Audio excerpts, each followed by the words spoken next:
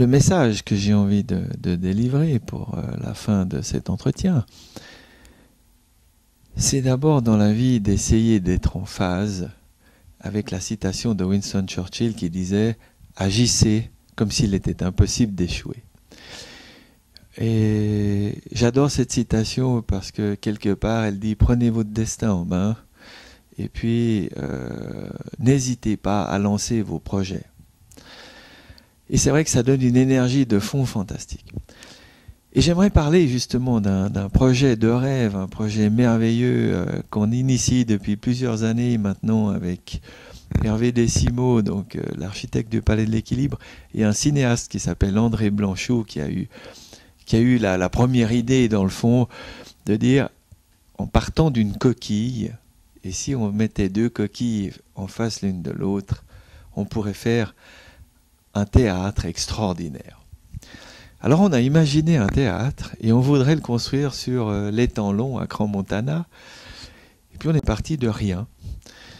Et ce théâtre qui va s'appeler Les Coquilles d'Or a une coquille qui reçoit le public qui fait 32 mètres de haut et une qui reçoit l'orchestre ou la scène de théâtre qui fera 18 mètres de haut. On va faire ça entièrement en bois indigène, en mélèze, recouvert avec des pavillons. Et puis sur l'étang long, ça va être juste magique de construire ça sur un petit lac.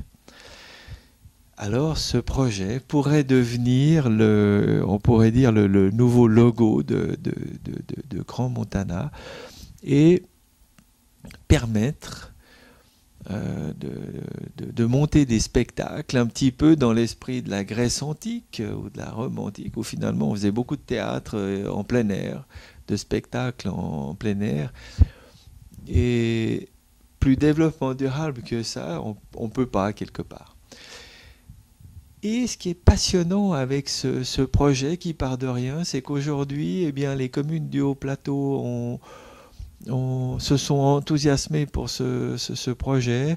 On est en train de mettre à l'enquête le déclassement de la zone du lac. Et puis, je crois qu'il pourrait voir le jour. Mais il y a encore une énorme somme de travail à fournir, un énorme travail de conviction à faire.